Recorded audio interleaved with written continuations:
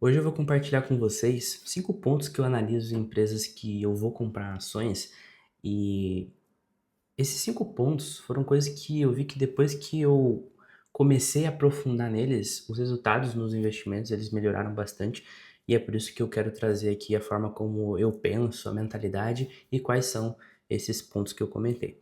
Primeiro, quando eu vou investir em ações, eu já vou com a mentalidade de fazer negócios, né? A gente, na postura de investidor, a gente tem que pensar que a gente está comprando uma empresa. Então eu vou com a mentalidade de sócio. Se eu fosse comprar uma empresa aqui na minha cidade, o que eu iria avaliar? Entende? Então eu gosto de trabalhar com essa visão nas empresas da bolsa de valores também, porque aí a gente descobre bons negócios para a gente investir, que eu acho que é justamente o que garante um rendimento muito maior para a gente, investir em bons negócios. Então tem 5 pontos aqui fundamentais que me ajudam a entender quais são esses bons negócios e assim eu consigo investir melhor nas ações, tá? Primeiro ponto é a questão da lucratividade. A gente como sócio, investidor, o que vem para o nosso bolso, a forma como a gente ganha dinheiro é através do lucro das empresas, né? Então é algo fundamental de a gente analisar. O negócio da empresa gera resultado? O que ela vende, depois de pagar seus custos, suas despesas, sobra alguma coisa para ela? A sua operação está funcionando? Vamos imaginar uma padaria aqui. Se eu vou comprar uma padaria na minha cidade, o que eu vou verificar? Ah, o que essa padaria vende? Quanto que ela vende? Ah, ela vende 10. E daí ela tem um custo de 2. Então sobra 8. Da receita, paga ali os seus custos, mas só que tem outras coisas que a padaria tem que pagar. Tem as despesas com marketing, tem seu gerente, tem as despesas financeiras também, os impostos. Depois de pagar todas essas despesas, sobra alguma coisa? Sobra. Sobra R$ 2, vamos dizer assim. Então, ela iniciou entrando 10, que seria a sua receita, e lá na ponta final, que seria o lucro, é de R$ 2. Então, a padaria é lucrativa. E é esse tipo de negócio que eu vou buscar, negócios que geram dinheiro. Uma Apple da vida, uma gigantesca. Ela vende lá seus iPhones, MacBook, iPad, isso gera dinheiro para ela? Pô, gera, e gera um baita de um dinheiro, porque ela trabalha muito bem a sua marca, ela tem um posicionamento muito forte, que as pessoas veem como algo mais luxuoso, status, então ela consegue vender caro, consequentemente sua receita é alta e seu lucro também. Então eu avalio a operação, o negócio, a forma que ela ganha dinheiro. E isso já me linka a um outro ponto aqui, que seria o segundo ponto, que é a questão da rentabilidade. O quanto de dinheiro esse negócio gera ao eu colocar o meu dinheiro ali. Então, se eu vou investir lá R$ 100.000 nessa padaria ou na Apple, quanto que eu vou ter de retorno? É uma coisa importante de se avaliar, porque eu estou fazendo um investimento. Então, eu quero saber o quanto que eu posso ganhar ao realizar esse investimento. Se a gente for investir hoje aqui numa renda fixa, em algo que é seguro, como o Tesouro Selic, eu sei que eu vou ganhar ali na faixa de uns 14%. Quanto que eu posso ganhar investindo numa Apple, em uma outra empresa que tem na bolsa de valores, ou na padaria, que foi o nosso exemplo aqui? Então a gente quer saber o potencial de retorno. Se eu coloco 100 mil, volta quanto? Ah, volta 10 mil. Ou se eu coloco 100 mil, volta 50 mil. A rentabilidade, né, que normalmente a gente vê através do ROI ali das empresas, é algo fundamental. A gente entender o potencial, se aquele negócio gera muito dinheiro ou se é um negócio que de repente ele não consegue retornar tanto para a gente. E a mesma coisa a lucratividade, a gente vai avaliar muitas vezes as margens da empresa, né? A margem bruta, a margem líquida, são indicadores fundamentais para a gente fazer essa avaliação. E tem um outro ponto aqui, que é o terceiro ponto, que é muito importante, a questão do endividamento. E eu acho que aqui no Brasil até, as pessoas às vezes têm uma visão um pouco negativa com as dívidas das empresas, né? Porque às vezes estão em níveis que as pessoas julgam ser mais altas, e por isso essas empresas, vamos dizer assim, elas são bombardeadas de uma visão negativa, sabe? E as pessoas não veem as dívidas como uma forma de alavancar a empresa, de potencializar a empresa. É claro que dívidas feitas de maneira descontrolada e dívidas não saudáveis vão só atrapalhar a empresa e colocar ela numa situação de risco. Mas eu falo aqui de a gente buscar empresas que saibam utilizar capital de terceiro, que seriam as dívidas, de maneira inteligente, de maneira que faz escalar mais o negócio, que faz crescer. E às vezes, um endividamento que as pessoas julgam ser alto mas dependendo da rentabilidade que o negócio gera, pode ser super atrativo. O que eu quero dizer com isso? Imagina que você tem um negócio que gera uma rentabilidade de 15%.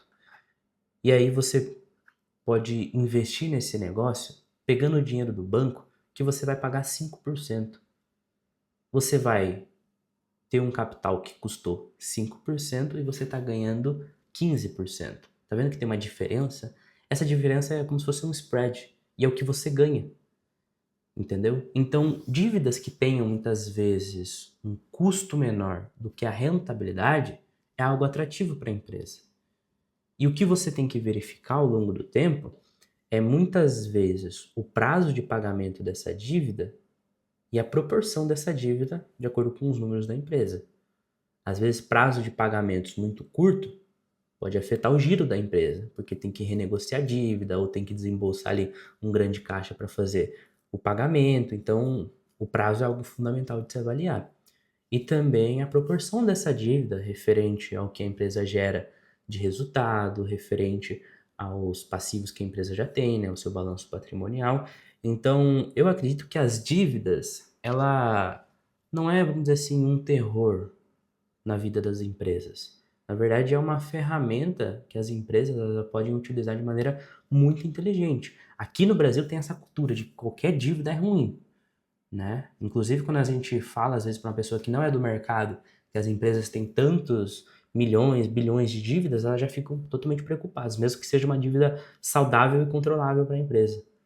Mas porque não tem essa cultura. Nos Estados Unidos isso já é mais comum, né? As empresas serem muitas vezes alavancadas. Tem empresas que trabalham majoritariamente com capital de terceiro, e isso não é nenhum problema, sabe? Ela já faz isso há um longo período de tempo, entende? Então essa parte das dívidas, eu acho que é algo que empresas que sabem utilizar o capital de terceiros de maneira inteligente e principalmente pegando momentos frágeis do mercado, que às vezes a empresa tem uma disposição de se alavancar, mesmo num momento ruim, para ela fazer investimentos e na hora que tudo melhorar, ela tiver investido e agora ela desalavancar e ganhar um baita de um dinheiro, isso para mim mostra uma competência de gestão muito grande, sabe? E um quarto ponto que eu anotei aqui também foi a questão do crescimento. E esse crescimento aqui que eu falo é o crescimento não só, digamos assim, dos resultados da empresa, de aumentar sua receita, né, aumentar seu lucro, mas eu diria que também o desenvolvimento como um todo da empresa. Porque muitas vezes o crescimento, a evolução da empresa, o desenvolvimento, pode ser que não venha através de aumento de receita e aumento do lucro. Às vezes vem de aumentar sua eficiência de custos, melhorar seus produtos, que claro, no final das contas, tende a aumentar o lucro, o resultado final, mas às vezes não vai aumentar a receita da empresa. Às vezes, óbvio, você melhorar seus produtos, trabalhar vamos dizer assim, um marketing melhor, uma promoção melhor desses produtos, pode ser que sim, você aumente suas vendas. Mas às vezes não tem muito para onde você correr de aumentar a sua receita, aumentar as suas vendas. E aí o que a empresa faz é trabalhar a sua estrutura de custos, despesas para aumentar a lucratividade, aumentar suas margens. Então o crescimento não é apenas receita e lucro da empresa, é o desenvolvimento dela. De repente, investir em tecnologia para melhorar uma fábrica que ela tenha, por exemplo, ou para melhorar seus próprios produtos, né? Então, é um ponto muito interessante ver empresas que buscam constantemente se desenvolver, melhorar como empresa, e não empresas que ficam estagnadas, né? A gente teve recentemente um choque no setor financeiro, que foi com Nubank, Banco Inter, empresas mais disruptivas, chegando em um setor que estava parado no tempo, né? Os bancos tradicionais, Bradesco, Itaú, entre outros, oferecendo serviços que, tipo assim, vinham de anos sendo ruim para a população que consumia, pagando muitas taxas, sendo tudo muito caro. E aí Nubank, Banco Inter e alguns outros bancos digitais chegaram com, vamos dizer assim, um serviço totalmente diferente, né?